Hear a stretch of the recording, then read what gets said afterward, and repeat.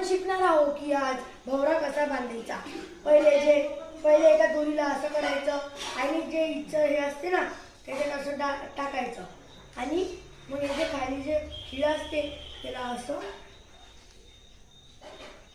गोल गोल घुमवायचा जोपर्यंत दोरी खतम नाही होत तोपर्यंत।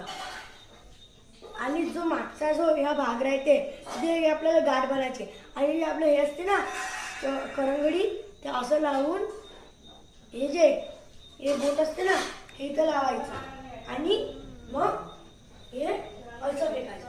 असं कोणी असं फेकतात, असं नाही, असं घुमला।